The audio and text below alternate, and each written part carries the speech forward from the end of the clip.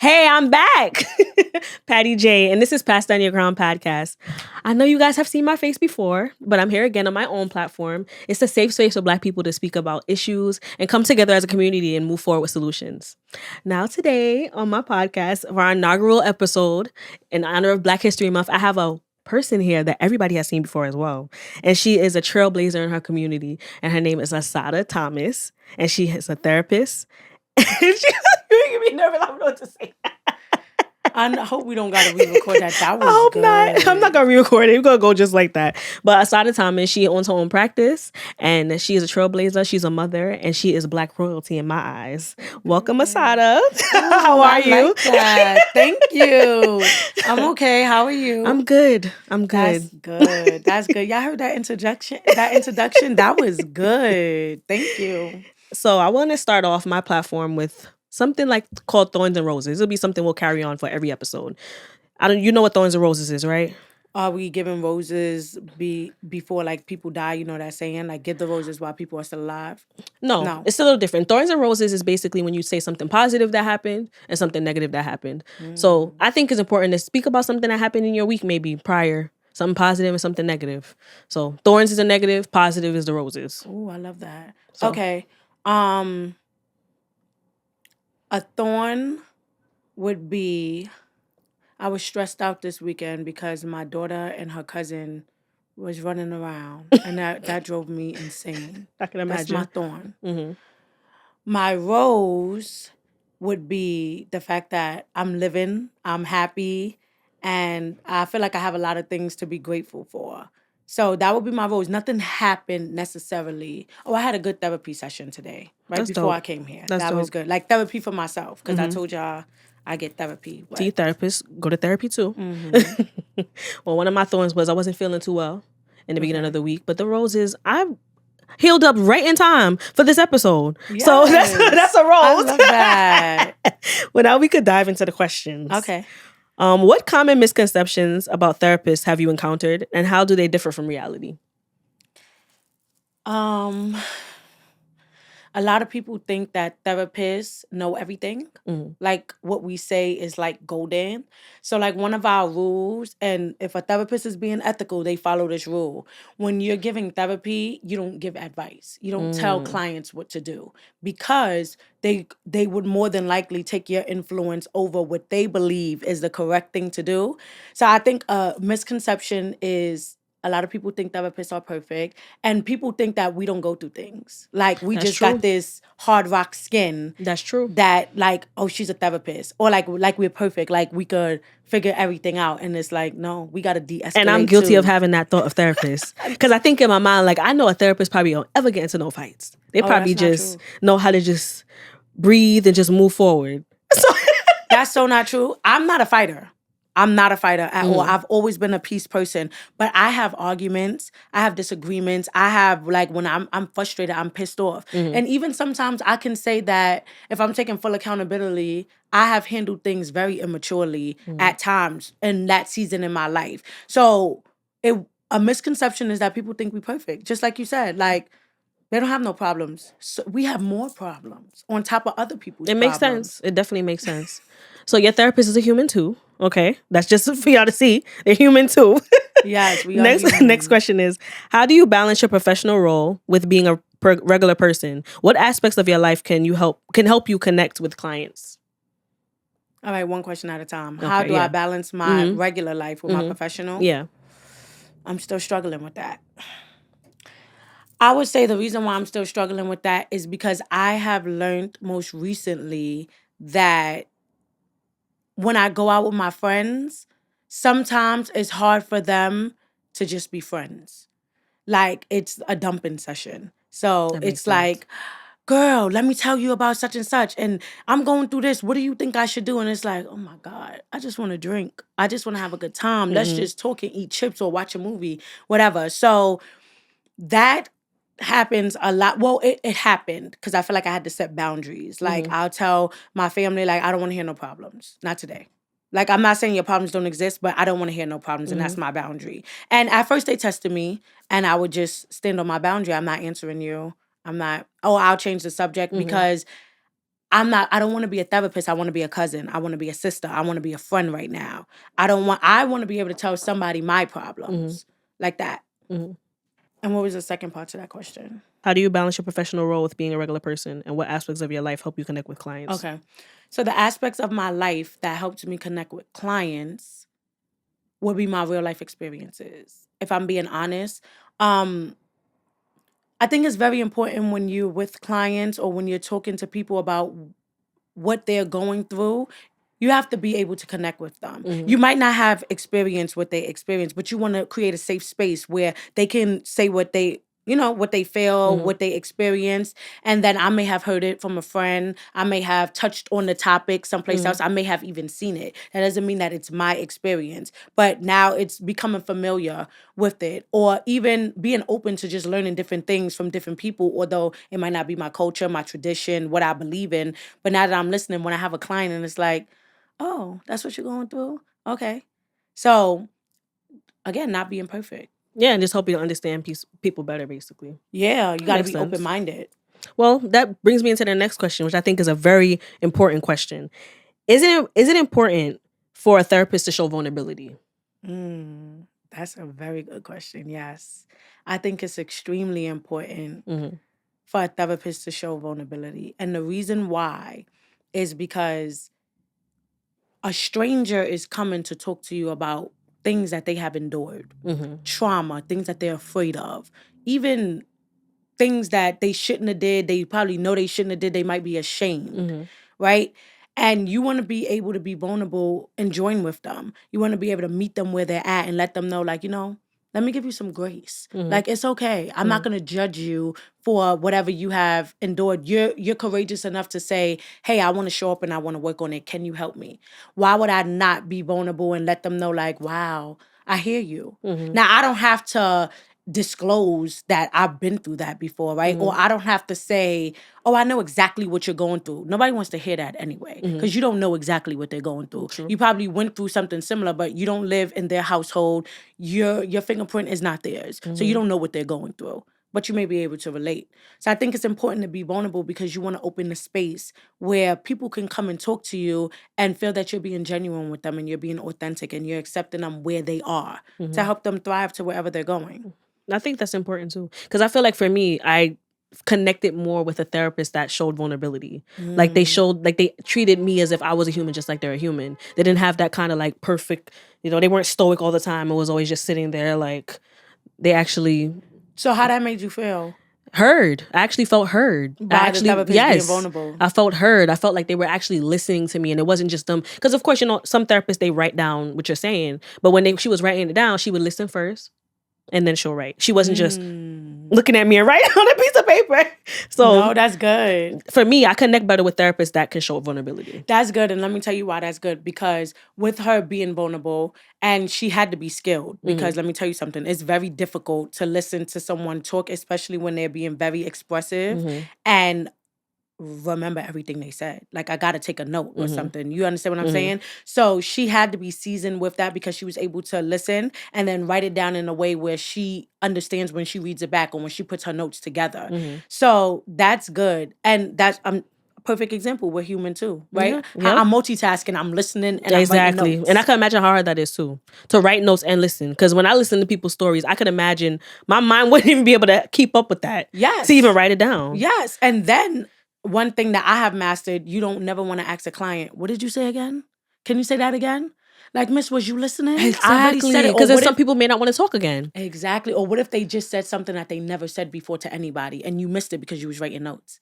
So you have to be in the here and now. You have to be present. So vulnerability right there, if you're listening, actively listening, you're taking in, you're not listening to respond. You're taking in what they say. Then you might jot something down, but you're taking it in. That's true. So a good therapist, I would say, or a seasoned therapist, after the session is over, they'll probably go and just write everything down before they take their next client or do whatever they're going to do so they don't forget. I know that's hard. It's difficult. Wow. Next question is, what advice would you give to those hesitant to seek therapy? Oh, no. Don't be hesitant. Nah. I would say, honestly, take your time. Don't let anyone force you or tell you, you need therapy, you need therapy. That might be true. But if I go and seek therapy and I'm not ready, then I'm going to be hurt, right? I'm going to feel like, oh, this doesn't work. Y'all told me to seek therapy and it didn't work. I feel this way. She wasn't listening to me. You have to be ready because receiving therapy is very emotionally exhausting. You have to do a lot of work. You have to challenge yourself. You have to look at yourself in the mirror. You have to accept where you were, what you did, what role you played, right? You have to forgive yourself. You have to be compassionate with yourself. It's requiring you to do all these different things. And we're not talking about the regular role you play. You being a daughter, a mother, a wife, a girlfriend, a sister, whatever you are. You still have to show up, do your job. And then you're still working on yourself. You have to catch yourself in real life. You have to maybe look at the friends that you're hanging out with and say, you know what, these ladies aren't for me anymore. Or I shouldn't hang out with these men, although I grew up with them. Those are decisions after decisions after decisions. And then you have to practice them. And then you have to continue pushing through even when you get discouraged. Like, it's easier for me to be the older version of me. Let me just go back. That's a lot of work. So I would say if you're hesitant to seek therapy, learn about it. Ask questions. Maybe talk to somebody who went through therapy. Research it and see, what am I looking for? Do I really want to do this? I ain't going to say you'll know when you're ready. You're never truly, truly ready to get therapy. But you might be ready to say, okay, I'm tired of living this lifestyle. Let me try something else. So when you feel that, be brave. Just take the leap of faith. And you never know. And you brought up something in the beginning when you said something. You said, when a person says to someone else, you need to go to therapy. I'm not gonna lie. I do that sometimes. Because in therapy, now that I've seen the other side, because in the beginning I was hesitant, I was one of those people. But when I got into therapy and seen the other side of it and how helpful it is for my life in general, me as a mother, daughter, all of those things, I want other people to experience that. So when I say it, it's not to offend anybody or say, like, you need to go to therapy, you got problems. No. It's because I want you to experience what I'm experiencing. I want you to evolve and grow, just like I've evolved and grown. But like, how can we not want people to do that? No, but that's good. And there's nothing wrong with your intent, but it's the impact. Yeah. You don't know if they're ready or how many times they have heard that and you say, you need to get therapy. You can still say it, but I would say it differently, right? I would say it along the lines of, have you ever thought about therapy? More open-ended. And the person might be like, no, I don't need that. Makes sense. And then why do you feel like you don't need it? Or you can only talk about your experience. Like, well, you might not feel like you need it, but this is what I experienced. That makes sense. And, maybe you want to relate to them. Like, I was scared too. Or you know what? I felt like I didn't need therapy as well. And I've made changes or whatever. Sharing your experience, that doesn't mean that it'll be their experience because you don't know what hurt they're going through. But sharing your experience and letting them know I'm a living model of going through therapy and look how it's working for me. This is only my experience. And then you go from there. Okay, that's good advice. I think you should say it like that. That sounds better. Because I know I probably don't come off as nice as you just described. Y'all imagine somebody coming in your house and they be like, you should clean your house. You're going to be looking at them like, true. what the right? So that's true. Or if somebody said, hey, Patty, you know the shoe would look better over there. Maybe you should get a little. That's good. I'll be like, you ever seen a broom before? Right? You would be more receptive to it. So you want to be mindful how you talk to people. I'm sorry. Yeah. That was good though. That was good. So in general, I've recently, became more aware of how crucial it is to remove myself from unhealthy environments. And my question to you would be, how can staying in an unhealthy environment affect mental health? And what self-care strategies can help? Boy. Get out the environment. Run. That's overall. When being in an unhealthy situation, all of us have the part of us that think that if we stick it out, we could do it. We could change this environment. If I just try a little bit harder, I could change this. And that could be work. That could be your relationship. That could be, I don't know, smart remarks that your friends may make, whatever it might be, right? That hero mindset, we all think that we're strong, we're resilient. I could do it. And by all means, you are resilient. You can do it. But some things weigh more on you because of the influence. So I don't know. Have you ever heard the saying like birds of a feather flock together? Yes, I have. I used to hate that statement, but I understand it. And it's not that you're a follower.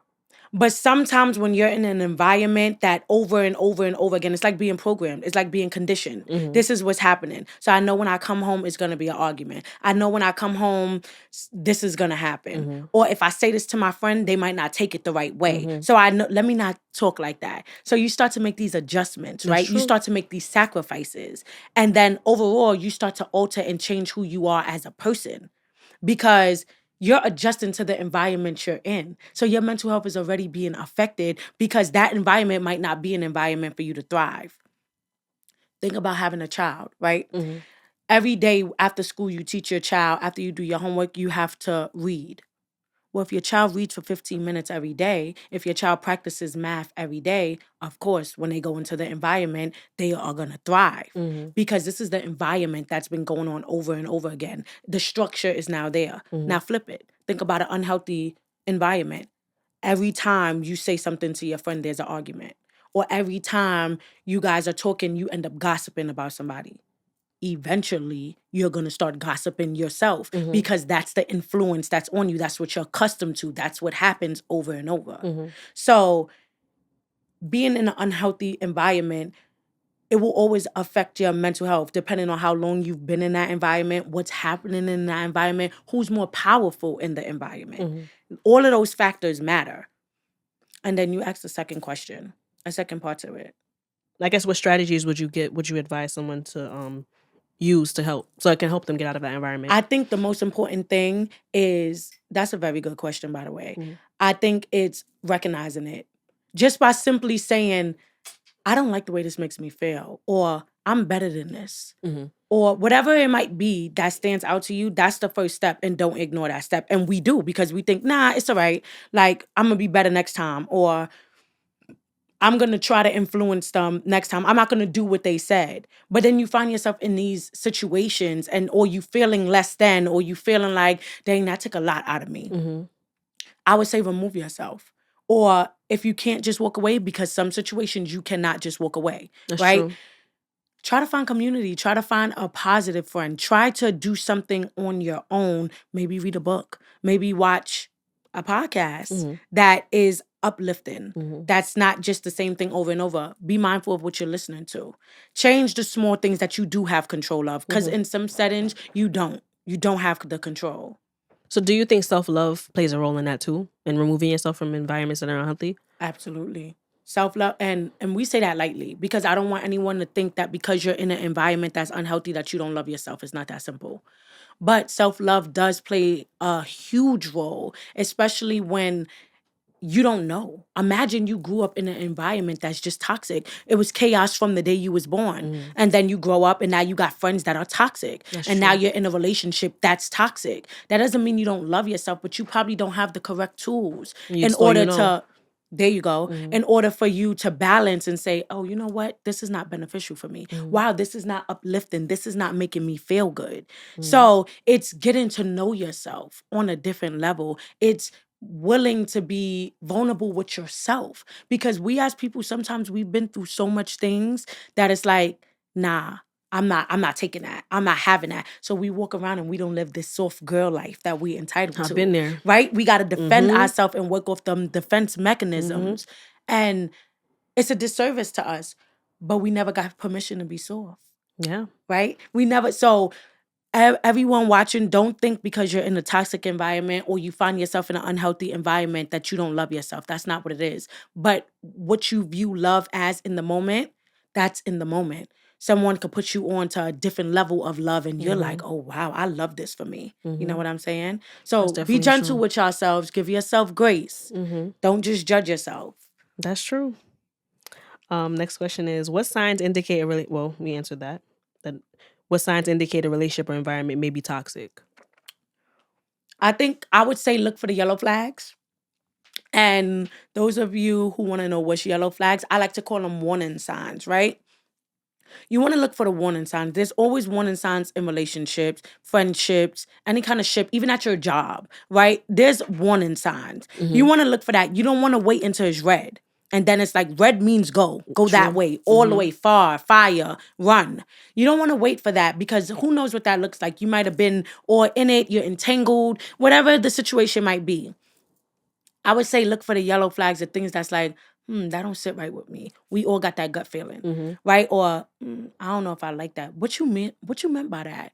When you start questioning the character, maybe what the person is truly saying, why you acting like that? Why you look those yellow flags? Pay attention to those because the environment will get unhealthy if you already seeing it from the beginning. You know what I'm saying? But that's a good question because that makes me think too, because I feel like I find myself in this position too a lot where can sometimes a person's trauma make them think something's a yellow flag when it's really not a yellow flag? Yes. Because I found myself in those positions before where I'm like waiting for something to happen when there's nothing there. Yes. And it's not until nothing happens that I'm realizing like I was tripping. I was overthinking that. That's not what that was. And that happens a lot. And one of the skills that I would say, definitely if you're going through trauma or have experienced trauma, I would definitely seek counsel simply because they're going to give you the steps that you need in order to work through the trauma. But in a situation like that, I like to tell my clients, assess what's happening right now. So usually when you're in a traumatic, event or you have experienced some type of trauma, you are ready to respond because you want to be in a protective mode, right? Assess the environment. Look around. Are you in immediate danger? Are you hurt? That's good. So, okay, so whatever I'm encountering right now, I might not like it, but this is a trauma response. And you might not know that. You might not have that language and that's okay. But this is what I'm just think about in the moment. Like, I'm not in danger. I'm not hurt. I just didn't like what that person said. That's a fact. I also like to say, think about what the facts are. Wow. That's in the good. moment. That's the best way, other than getting your skills from your therapist, right? Or, whoever you're seeking, mentor. But assess the environment and you will always be able to determine in that moment, are you responding to trauma? Like, is it a trauma response from something else or are you in danger for real? Because if you're in danger, you need to get out of there. But if not, you might be able to not say the thing that you're going to regret tomorrow, not go that far in the argument or things like that. So you want to assess, okay, I'm safe, but I don't like what you're saying to me. Yeah, because because I've been through a lot of trauma growing up, I do tend to overthink and think something is a yellow flag when it's not. So one of the tools I remember a therapist giving me was she told me on a piece of paper write down the issue, and then write out little stems to follow what is happening that makes you feel like this is what this is. And by the end of it, you'll realize, yes, this is danger or no, it's not. Because you'll end up seeing the facts, like what is actually happening here. Yes. What is actually going on. Yes. So now I find myself doing that every now and again. No, but that's good. I still do it. I still use the tool. That's but it's really helpful good. because I have an issue with sometimes making a difference. Like, is this danger or am I just overthinking it because of a trauma issue? So that's good. And I would recommend that skill that your therapist gave you because that's the thing with trauma. The best way to get over it and overthinking is just we're emotional beings, right? We make things complicated. Figure out, is it a fact? Ask yourself that. What are the facts right now? Exactly. The facts is this person is yelling at me. This person is talking crazy. This person, whatever is happening, that's the fact. How do I feel about it? That's and then true. you go from there.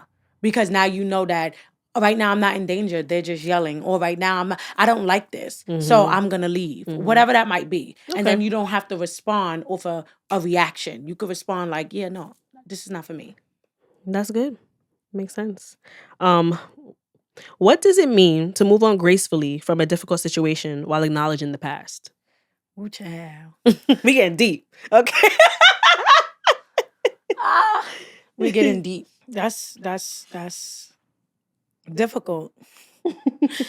So moving on gracefully from a difficult situation, I think the most important part in that is acknowledging the hurt. A lot of us like to avoid things and act like we tougher than we are or we gonna get through it. Remember that resilience I was talking about earlier? I think it's important to identify the fact that, this really hurt my feelings. Like this really got me in my bag. A lot of us are taught to just move on, get over it. You got to keep going, right? Our culture teaches us that we don't have time to be sad. We don't have time to be in our feelings. That's not true. You need to take time and sit in what hurts. So you can identify those emotions, whatever covenant you want to make with yourself. Like, I will never go through this again. And then figure out how to move on from there. Now, if you want to do it with grace, I would highly, highly, highly recommend forgiving yourself. Easier said than done. But forgiving yourself. And that might take for you, a person like me, I believe in God. So going to church for me. And then even after going to church, becoming spiritual. Like me really building a relationship with God and asking him for what I need, asking him to use me in the best way he can use me so I can be freed from these things. And like I was talking about prior with this difficult situation that I went through, I asked God for a very long time, like, free me. Please, just free me, because I love this person so much. Like, just free me, just free me. And as I'm healing, I found community. I was going to therapy, still am going to therapy, and actively working on it. And for me, moving on with grace, what I had to do was acknowledge this pain, acknowledge the part I played in it, because I had some small role, small, huge, big. My perception might be different from that person's perception, right? I had to acknowledge that. And I had to put my big girl pants on, and I went and apologized to the person who did me wrong, violated me. And I'm talking about a disgusting violate, like you wouldn't treat a dog the way I was treated, right? But hurt people. And somewhere along the line, he was hurt. Somebody hurt him. And somebody didn't apologize to him. Because then he moved on and hurt somebody else. And who knows, might hurt somebody else. And guess what? I'm a therapist. So I might encounter the person who gets hurt by him. Why not play the role that I could play where I'm at in life and say, you know what? In some way, shape, or form, it takes two, right? You can't be in a relationship by yourself. It takes two. Somewhere along the line, I hurt you. Let me acknowledge that. Let me apologize. And I meant it from the bottom of my heart. And baby, I've been set free, okay? When I tell you gracefully, I don't have anything bad to say about that. I can only tell my story. And one day y'all will hear the full story. But I can only tell my story, and it doesn't have to come with the negativity. I don't have to look at you and roll my eyes or be disheveled or have any animosity when I see you. It's not that. It's not giving that. And I would hate that for me. It's very much so, hello, I wish you the best. But you stay over there and I'm going to stay over here. Because my boundary is my boundary, and what was done to me, I don't wish that on anyone. You know what I'm saying? So if you're going to be gracious about moving on and going through things, and just wherever you're going next in life, look at yourself. You always got to look at yourself. You're not always the victim. Something could have happened to you by all means. But the whole story is not you being a victim. Everything don't just happen to you. That's true. And taking accountability is very important. That's something I had to learn. It was tough, but taking accountability is important. And I feel like for me, moving on with grace, for me, I feel like I look at it as turning the other cheek. And growing up, I would hear that a lot. You know, I grew up in the church. You would always hear turn the other cheek, turn the other cheek. And I was a wild child. I never wanted to always listen to the turn the other cheek, but I understand how important it is now. Well, what does that mean to you? Because I feel like if you keep saying turn the other cheek, it's like slap me on both cheeks. If I keep turning the cheek. That's true. No, turn the other cheek, because like for me, I guess when I heard it, I would hear that don't seek revenge. That's how I viewed turn the other cheek. Like, don't just look away. Don't seek revenge. That's how I looked at it as a kid growing up. And I always wanted revenge. So I was like, no, I ain't turning nothing. If any cheek I'm turning theirs with my hand and I slap it. But I'm not turning my cheek. No, I feel that. But now that I'm older, I understand the importance of moving on with grace. Like, that's very, very important. Because I also feel like if you move from a situation and you're talking negative about a person or negative about the situation all the time, constantly, it'll make other people get a bad taste in their mouth about you. Because it's like, if you move on at some point, like let it go, like move forward. Why do you keep sitting down just saying all these things? So for me, I learned that you gotta just let things go and let go and let God. So let me say something. By all means, I'm not a preacher, pastor, none of that. But what you just shared with me made me think. You said the church. In the Bible, in Romans, it talks about, and I would quote the Bible, but I don't want to do a disservice. But in Romans, I think it's like chapter 16 or 19, it says that when someone does bad to you, it is not your job to seek vengeance. That's God's job. So if you know whose you are, if you know who you belong to, right? You belong to God. If you know whose you are, you have to make wrath. You have to make way.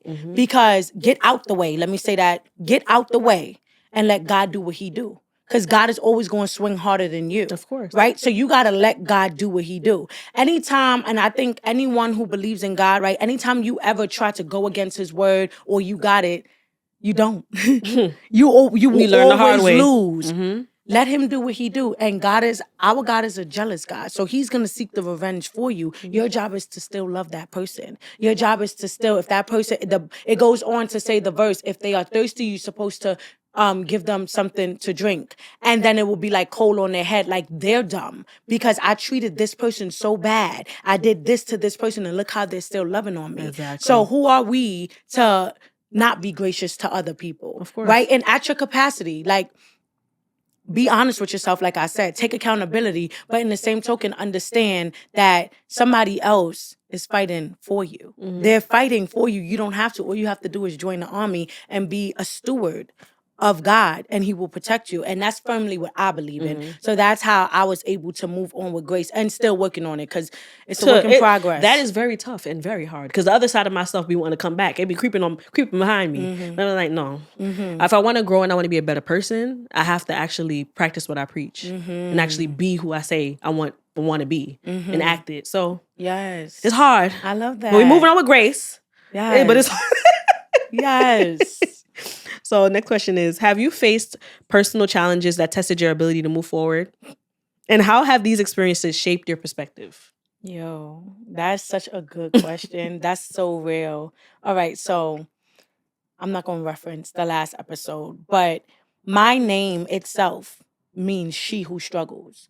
And I've always had a struggle in life. For real, for the love of God, I could not understand why is it always a problem. Like why I don't even know how far back we want to go. Like, I mean, from childhood, I was raised by a single dad. My father raised me by himself. Then from there, like, I wanted to have a baby. I done had a baby.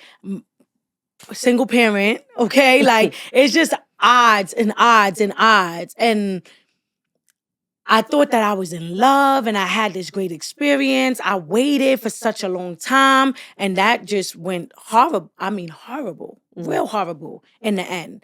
And then it's like, what do I do? Like, how do I be better? So I found myself always in difficult situations. But you know what I feel like was the problem? I feel like I knew that I had a bigger calling, but I didn't know what it was.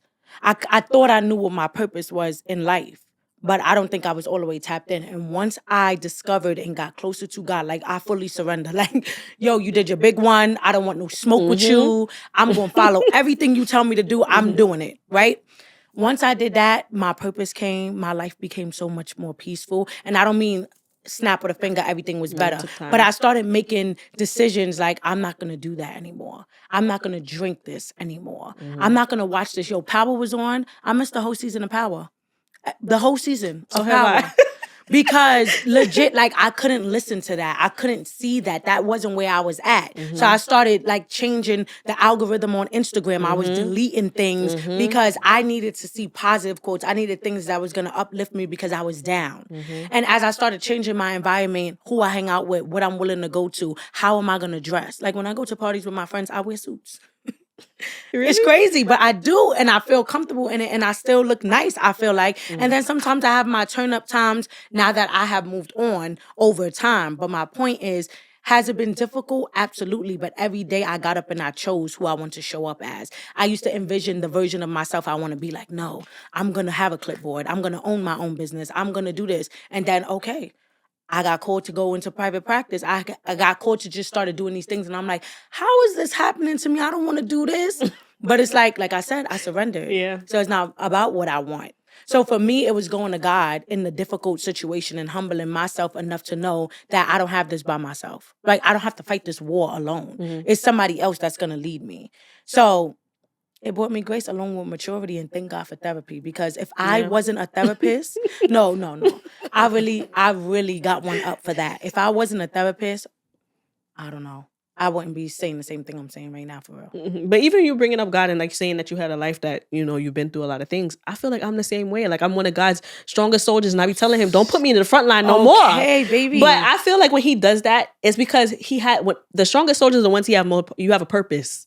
And when you do, he wants you to keep fighting until you get to that purpose. There you So I feel like go. that's why he makes you go through the things you go through, so you can actually live up to your potential fully. No, But when seriously. you gotta listen, because he's like, I'm gonna keep putting you through this until you live up to your purpose. Why you're here? Why I put you on earth? That's what I'm Do trying your to tell part. you. You got to know what kind of timing you on. And for me, it's always kingdom timing. Now, I'm not a saint. I was not always like this. But as I came and I surrendered, and I mean that wholeheartedly, like as I surrendered, it's like, no. I know what my earthly job is, and I have to be on kingdom timing. And I'm only, if he's not the center of it, if I'm not doing it to give back, if I'm not doing Of it course, to impact others and to teach others, and just to make sure that people are walking away feeling full or feeling better than when they encountered me, then I feel like I'm not doing my job. So it's not about being holier than thou. It's not about being perfect, but it's about sitting down and figuring out, well, what is my purpose? Why am I here? How can I serve somebody else? What could I do to be better? Because I don't, the older version of me hurts. It's pain there. I don't want to feel that. I want to feel happiness. I want to feel joy. I want to be uplifted. And I want to see the people around me be uplifted as well. You know what I'm saying? So for me, it's like I have to, my obedience, my yes is connected to so many other people's freedom. And I feel like that's more important than what I selfishly want, because maybe what I selfishly want, like I told you, God said no. I said Exactly. no, and Yep. you not listening. So let me show you now. Yep. And I don't show me nothing else. I believe you. You got it. You gotta surrender. You gotta surrender. You gotta. got If it. you're one of those toughest soldiers, you have to actually live in your purpose. If you don't do that, you're gonna forever be the one at the front line, Baby. fighting for your life. Okay, because I used to be like, skip me. Skip me. Just skip me this year. Skip me. I don't need no more. Yeah, because that was me too. Because I feel like, and when I think about my childhood, I used to get so like cry about it. Like, oh man, I've been through so much. But I feel like in me going through the things I've gone through, and unfortunate things, of course, I feel like I want to help other women. I want to help Yes. them. I want to help people not be a crash out like I was. I want people to Okay. not do the things I did. Like me going through what I went through is why I am who I am today, and why I That want part. to why I want to help other people. That part. So sometimes you got to go through things so you could pour into other people. Yes, and I would say when you're going through things, just always ask yourself, what is the lesson, right? Don't always look at it as an L. It don't gotta be a loss. Take the opposition as an opportunity. Okay, what did I learn from here? What did I learn from here? That's how you learn not to dwell in a situation, and then give yourself grace. You have to forgive And I yourself. You also have feel to be like gracious. everything happens for a reason. Like if I'm late to something and then my shoe fall off and I'm struggling to put my shoe back on, God's stopping me from something happening Unless it's there. your intention, though. If you intended to be late, like, I don't really want to go. Yeah. That's different. But if you really tried, make up all of that Yeah. ahead of time, and then things Something is just happens, happening, He's protecting you from something. I'm aligned with that. Yeah. Definitely aligned That's with true. that. But next question is, why is holding on to resentment unhealthy? And how does it impact relationships and personal growth? Because it festers. When you hold on to resentment, honestly, you're hurting yourself. You shut yourself down from being able to see things from a different lens. You can't, because you're stuck in your perception. And whatever is that hurt that you feel, you are now resenting that person. You didn't work through it. You didn't process it. You didn't sit with yourself. You didn't identify your emotions, right? You didn't do all these different skills or tactics that it take. You didn't open up your mouth and say, this hurts. I don't like this. No, I'm not going because I don't want to talk to that person. I don't want to be in that environment. A lot of us, I don't care what nobody say, before we go to the event, we got that friend who gonna be there? There's nothing wrong with asking who's going to be there, because if that's not the environment for you, you have the right to determine who is going to have access to you. If we stood up for ourselves more, we wouldn't have resentment to that friend. We wouldn't have resentment to that person. It's your job to defend yourself. It's your job to teach other people how to treat you. Well, how is somebody going to treat you a certain way if you're not teaching them? If you're saying, oh, it's okay, I don't really like her, but I'm going to just come. Now, just so we don't get this all mixed up in the comments, I'm not saying don't make a sacrifice for your friend. But I'm also saying don't make a sacrifice for your friend at the expense of yourself. Yep. Because now you're back there, you're hurt, you didn't like what was going on. Who knows, you may have grown 10 steps and you just got knocked down 15. Was it worth it? You could have took that friend out to dinner on their own. You and her, you and him, whatever that looks like. So I say that the way I just said that. Like, determine and decide, discern What environment is necessary for me to be in, depending on where you are in your healing? Holding on to resentment is so unhealthy because it grows and then it shows. You was just saying, if you always talk about that person who hurt you, if you always got something negative to say, you find yourself in environments where you can't give a compliment to somebody. You can't tell your own self that you're beautiful because you're full of so much anger. You have to let some of those things go. You gotta drop that baggage off somewhere. Right? So you want to think about, if I resent this person now has power over me. They control my emotions, legit. If they show up, I'm gonna be mad. If they not there, I'm gonna be happy. That's control. You can't be copacetic in a room with them. You can't coexist. You don't have control of your emotions. That's because you're holding resentment towards the person. You haven't acknowledged whatever it was, the exchange that happened between you two. It bothered you and it hurt. That's strength. You're dropping gems, because I need to hear all the things you're saying. I'm taking everything in. Well, with that being said, why are healthy boundaries important? And how can someone establish that and create and, communicate that? Healthy boundaries, they're important because they protect you. Now, I always say, I'm going to say it again, for those of you who has never heard this, a boundary is a negotiation between you and the person, but not at the expense of you. Not at the sacrifice of you. That doesn't mean that you can't compromise. That doesn't mean that you guys cannot talk, because I said it's a negotiation. We're going back and forth and we're discussing this. But my boundary is, whatever that might look like, that means that I'm not about to sit here and endorse something that's going to hurt me. So, excuse me, the importance of having healthy boundaries is to make sure that you're protected and you feel safe. Because when you go out there, you might not have people to protect you, right? You might be facing a fear that you never thought you would face. But you got to have some boundaries. How far are you willing to go? How much of the conversation are you willing to listen to? What is your cutoff point? What is your absolutely not, I'm not doing this? So let's use a relationship. You could decide if it's your friendship, whatever kind of relationship. Some people have boundaries around what cheating looks like. You decide, that's for you. Whatever you feel like is your absolutely not, that's your absolutely not. That's going to prevent you from getting your heart broken. Because I know that I'm not willing to endure this. I know that you could do this, but when you do this is done. You have to set those boundaries for yourself. They allow you to be free. They allow you to walk in your purpose. They allow you to love on yourself. It teaches other people how to treat you how you want to be treated, not how somebody say you should be treated. You don't just get this because I said you deserve it. No. That also makes me think of when Ayala said something like, you can show me how you want to, show me how you want to love me, and I choose to participate or not. When she said that, I was like, because, some people may try to sway, and be like, oh, maybe I'll just, go like this. No. You see how they love and say yes or no. Yep. I agree. And don't have the expectations of, well, you're going to treat me like that. I tell my clients this all the time. You think because you enter a relationship that the person is automatically going to know how to treat you. What if in their last relationship, the only way that they was able to get through to their girlfriend or boyfriend was to yell or to scream? That was acceptable there. So when they come into this relationship, that doesn't automatically mean that they know that, right? Just like I said earlier, what if you grew up in a household full of chaos and all you know is chaos? Someone needs to take the time to teach you. No, I don't like that. Now, again, I'm not saying that when you're in a relationship, you got to teach somebody how they should love you. I'm not saying that. But also, to an extent, you teach someone how to love you individually, right? I like flowers. I like chocolate. I like teddy bears. Girl, how am I supposed to know that you like teddy bears? Even as your friend, how am I supposed to know that if you never told me that? How do I know that? So it's some things that we should not expect other people to know without us communicating to them. This is how I want to be treated. Now, I'm not saying when you enter a relationship, you got to be like, don't cheat on me. I mean, if you got to tell a person that, then I think that's a yellow, red flag, all the color flags. It's true. But maybe you might say, hey, emotional cheating is still considered cheating in my book. Now they understand that if I'm too friendly with a man or a woman because my feelings are hurt, my significant other considers this cheating. Where somebody else, they feel like as long as you're not physical with the person, we good. Yeah, that's the importance of communication. That's true. So it's being okay with teaching someone how you want to be treated. Set your boundaries. Say what's okay and what's not okay. Everybody's different.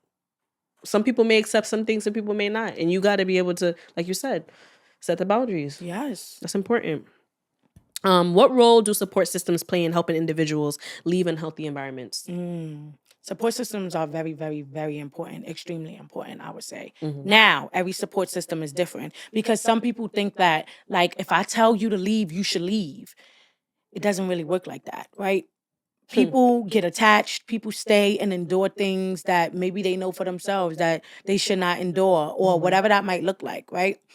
I think it's extremely important to not have a judgmental support system, to have a support system that shows up for you, willing to teach you different things. And everybody's show up is different. Some people might be like, look, after 6 o'clock, you got me for 3 hours, you got me for 2 hours. But what I'm not going to do is sit on the phone with you in the morning, or whatever that might look like. So I think it's people who encourage you to try different things. Go to different environments, have different conversations, not someone who want to wallow and just talk about F that person and let's go beat them up. And that's not helpful. That's not helpful, because after we do that, then what? It might sound good in the moment, but then what, right? How do I not go back to that unhealthy situation, relationship, whatever it might be? So I think a support system is extremely important, and they look different. Support system does not have to be people you know. I found a support system in a spiritual community that I joined, and it was the most beneficial support system I had at the moment for where I was, because the people who helped me and who loved me where I was in life, they couldn't help me. Only God could help me. At that point, there was nothing they could do to help me. So I had to go into my spiritual realm. I had to learn different things and meet different people. And it's like, oh, wow, this is how you dealt with that. Conversations I never had that opened my eyes to go, wow, there is another side. So this is not the end. I'm not going to die here. I thought I was going to die in real life. Like, couldn't breathe, couldn't eat. I really thought that, like, this is how you going to take me out, God? Like, this is it? And no, it wasn't. So I think building a support system that looks different, that feels different, whatever. And if you don't know what that looks like for you, ask yourself, all these things that I was doing before, the people I was hanging out with, did it work?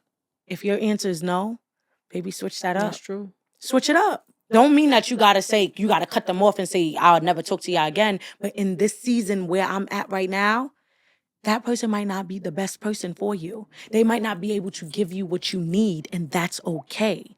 You have to go and get what you need, get replenished. Come back if you want to. And I think it's important to have a healthy support system, like you said. And also, when you said not a support system that's not judgmental, that's very important. But with that, I also feel like you still need a support system that holds you accountable. Yes. Because some people may take the not being judgmental too far, where they're letting you do everything that's self-destructive. But that's enabling. That's enabling. Let's break that down. But some people puts it behind that, because I used to be that friend. I used to be the one where I ain't judging none of my friends. But then I had to realize. But you don't have to judge them in order to hold them accountable. You could be like, girl, you said that you wasn't going to answer the phone. I see the person calling right now. I'm holding you accountable. I'm not judging, because when you do answer the phone, the only thing I have for you is I love you, but that's on you. Yeah, of course, yeah. I'm not about to sit here and go back and forth with you and argue and tell you all the reasons why you should not, because that person still is an individual and wherever they are, but you can still hold them accountable. You said you wanted to work out. It's 10 o'clock. Let's go. Yeah. Right? You can still hold them accountable. And if they choose to do something else, that's what they choose to do. You don't have to judge them and be like, girl, you never keep your word. Da, da, da, da. The only time for me, if I'm gonna be honest, the only time I'll ever find myself in a position where judging comes in is if children are involved. Children are helpless. So if you're doing something to harm a child, of course, I'm stepping in and telling you about yourself, and you are dead wrong. Absolutely. But when it comes to like a person, individual, no, because I don't know where I would be in that situation if it was me. I'm not going to judge you and make you feel less than, when I could be doing the same thing if I was in the same position. Right. So for me, I know judging is not my thing, but if children are involved, I'm judging you all the way. All the way.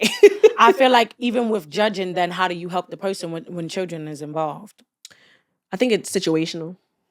I ain't gonna hold you. If I see a friend doing something crazy with a child, like abusing the child, I'm squaring up with that friend. I know I ain't the best. No, but I don't think that's judgmental. That's not judgmental. You're standing on whatever is your morals or values. Is that the best decision? Maybe not. But maybe in the circumstance, like you're saying, whatever needs to be done to protect those children. But I don't think you judge the person because you didn't walk away and say, wow, she's such a horrible mother and Yeah, she's so negative, and you did nothing Yeah. to help those Then that makes sense children, then. but you're judging her. Mhm. No, if I'm going to look out for these kids, then that's the moral that I stand on. That's the value I stand on. I'm not about to watch, or elderly or animals or whatever it goes into, right? I'm not about to watch you.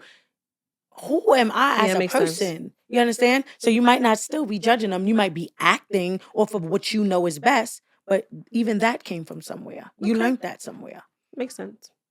Okay, so next question is, can you discuss the healing process after leaving a toxic situation, and why is self-compassion important?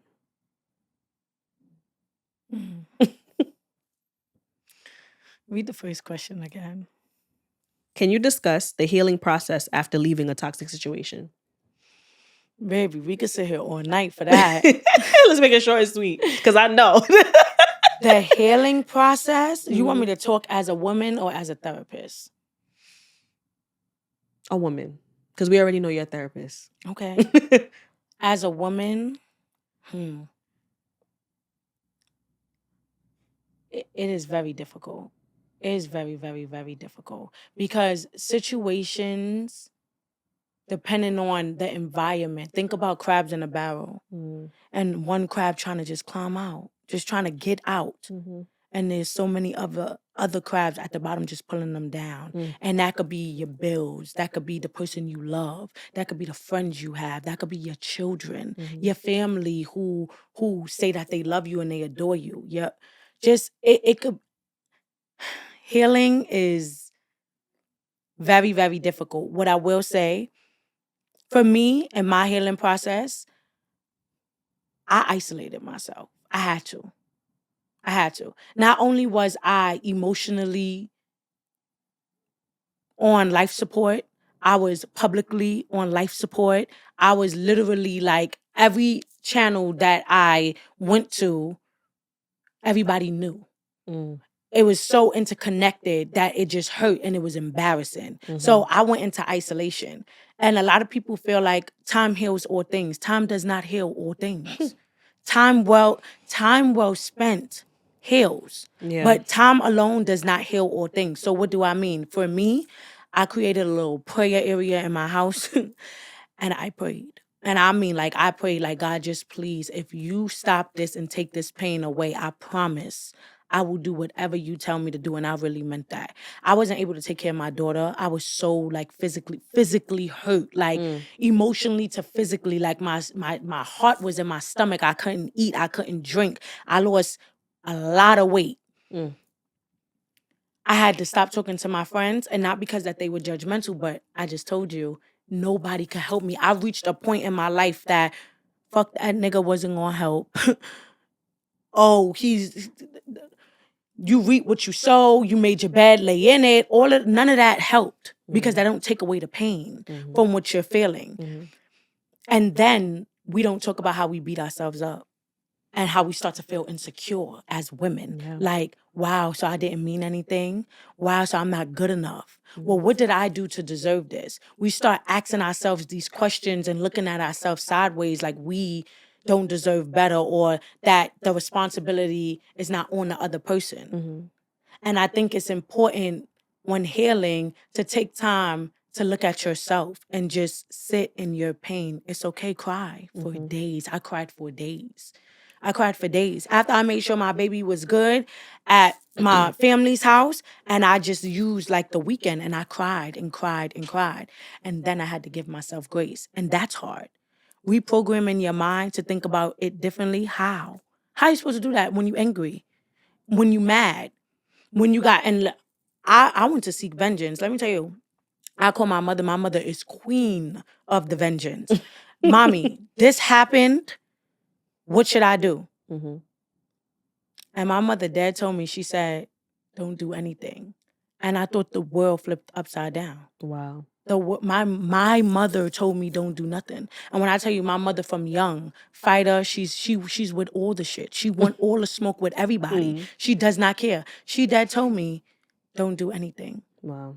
And in that moment, that was like an aha moment for me, like, nah, not my own mother telling me not to do nothing. The woman that I know, if I ain't call my mother for nothing else, if I want to fight somebody, she gave me my first taser, everything. If I wanted smoke, I'm calling my mother. She told me not to do anything. So I think it's important to really sit with yourself and figure out where you at and what you want. That's the other part. I'm going to make it short and sweet. You really got to sit down and figure out, do I forgive this person in the sense of, I'm going to go back. It's all right.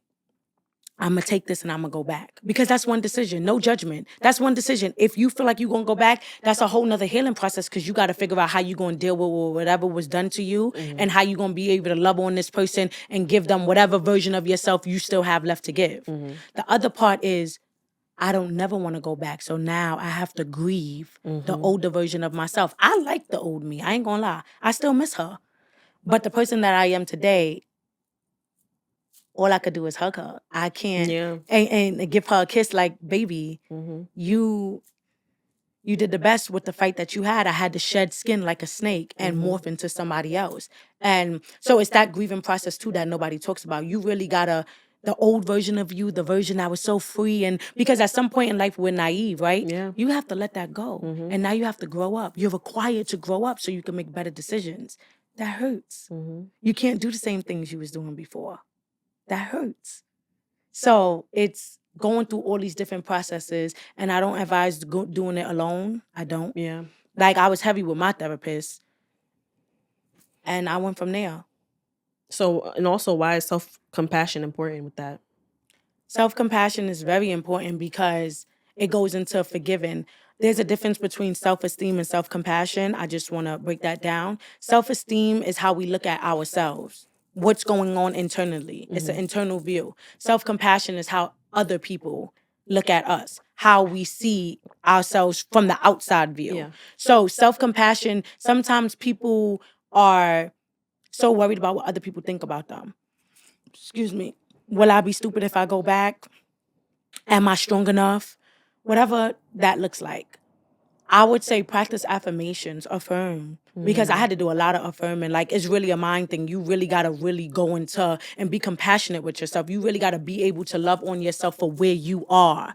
Girl, you did something bad. Girl, you stayed too long. Girl, you should have never let her do blah, blah, blah. Girl, you shouldn't have trust that girl. You knew she wasn't your real friend. Whatever it is. You got to love yourself where you are. You have to be compassionate with yourself right then and there. So you can now give yourself permission to say, all right, now how do I move on? What's the solution? Where do I go from here? So very important to have self-compassion. Okay. Next question is, why is it important to celebrate small victories when making life changes? That's very necessary because, baby, you looking at a mountain. Remember how I said, I was building the version of myself I wanted to be? Girl, that version had a suit. She had her own business. She was doing the damn thing, right? But I'm not her. That's who I want to be, but I'm not her. I envisioned her myself. So it's the small things. It's waking up every morning and, oh my God, I wrote in my journal today, I didn't forget. Oh my God, I worshiped. Wow, I didn't drink. It's been a month and a half. I didn't gossip today. I fasted. In my healing, I fasted. I forgot that part. I fasted a lot, like really fasted. And that was powerful. But those small victories as you do it, this is how you build your self-confidence again. You got to do the small baby steps. You're not going to just snap your finger and tomorrow you a newer version of yourself. But every day you build that person, you mold her to what you want her to look like. So you got to be gentle with yourself, right? You got to tell yourself, like, you could do this. So every small thing that you wasn't doing before or that felt good, yeah, I did that. Affirm that. I did that. Yes, I'm going to do that again. Wow, that felt good. And to validate yourself feels better than other people validating you. Once you listen to that small voice inside of you and it feel good because you're proud of yourself, you like, yeah, I did my big one. And that's true. What you're saying, like your little voice in your head, it's like you're changing the negative into a positive, There and you you're go. creating healthy things to move forward There with you those go. little small things. There you go. That's good. Yes, that's good. Where I am today, no lie, I admire myself. Like the younger version of me in my body right now is looking at who I am right now and like, I want to be her. That's how I genuinely feel about myself. And I never used to feel that That's way. dope. I never ever used to feel that way about myself. I had self-esteem issues. I used to have braces, acne. I wear glasses. Like it was not always like this. And I always, my younger child, the younger version of myself, I wish I could go back and give that girl a hug. But now, today, girl, I wish I could meet me. Like, I'll be like, what's up? You did good. Still staying humble, but I'm proud of myself as a child looking in. I'm proud That's of how myself. it is. I love the thinking of that process of going back in that inner child and being able to give that inner child a hug. And that's so my helpful. favorite part of therapy. I'm not gonna lie. When it comes to therapy, that's my favorite part. Talking about that part because I feel like the little girl in me was in a corner crying at a point, just didn't know what to do. Oh, that's good. And I was able to actually give her a hug and be like, "You'll be all right. You'll be fine." Good. Look at the finished version, or look where we at now, right? I would have never thought I'd be here. That's so. Look but at you. I'm here. Okay, I love that. So, last question as we bring it to a close: what initiatives or projects are you currently working on to support mental health in the Black community? Oh, that's good. So, I have my own private practice. It's called Asada, They Who Struggle. So like I told you guys earlier, my name means she who struggles, but I changed it to they to be able to incorporate everyone because we don't just serve ladies, we serve men as well. Mm-hmm. So I have my own private practice. On Tuesdays, I have free therapy.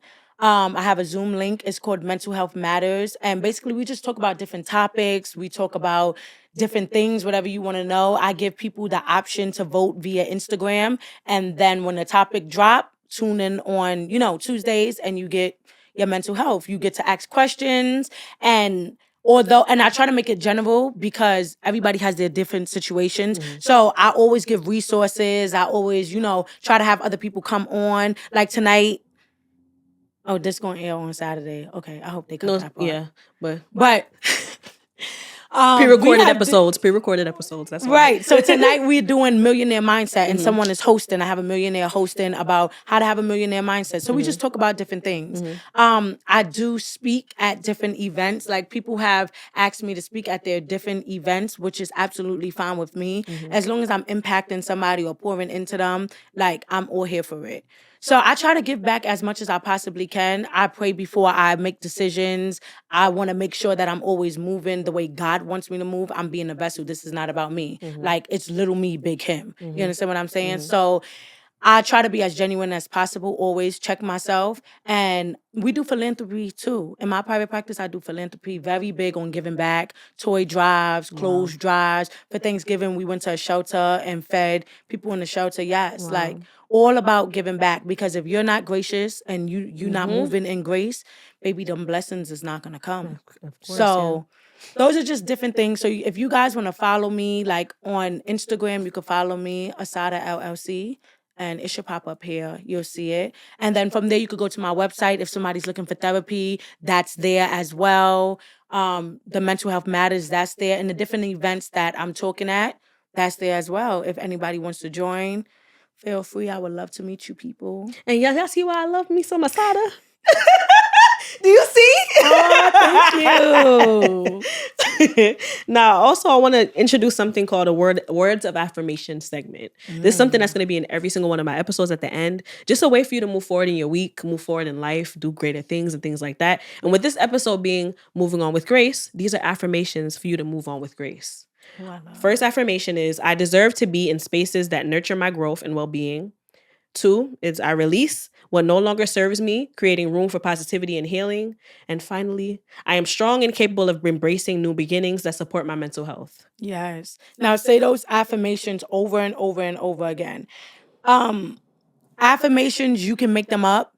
I would recommend starting small with little things that maybe you might feel insecure about and say them over and over while you're in the shower, while you're laying down for bed, while you're using the bathroom. Say them because the affirmation is changing the way you see yourself. Those were beautiful affirmations. Beautiful. So anyone who want to work on your affirmations, they could be small sentences. I am beautiful. And you say it over and over and over again until you start to believe it. That's what that is. Manifestation. And finally, before we close, I have something for Asada. So I want to express my heartfelt. I wrote this down because I wanted it to be from girl, here. don't make me cry here now. So if y'all see me reading, it's because I wrote it down. I want to express my heartfelt gratitude for your incredible work, your dedication to helping others through therapy, especially your group therapy, because I attended to and it's very fun and it's very, very helpful. It truly makes a difference in our community. Balancing this vital role with being a wonderful mother showcases your strength and compassion. To honor your dedication, I have a special little keepsake for you, this crown. Oh my God, And this crown so symbolizes you nice. receiving your flowers while you're here, recognizing your invaluable contributions and your profound impact you have on those around you. Please carry this crown as a reminder of your importance and appreciation we have for you. Thank you for sharing your wisdom and love with us today. Oh my God, thank you so much. You're Can we welcome. hug? That is nice. Thank you. This is nice. Wait, so I can. You want to wear it to wear? Okay, period. Well, thank you all for joining me on my first episode of Pass Down Your Crown. And if you can, please like, comment, subscribe, follow me on all of our social medias at Pass Down Your Crown or my personal page, I am Patty J. And please tune in for the next episodes and everything else to come. Yay, Bye. I'm excited. Bye.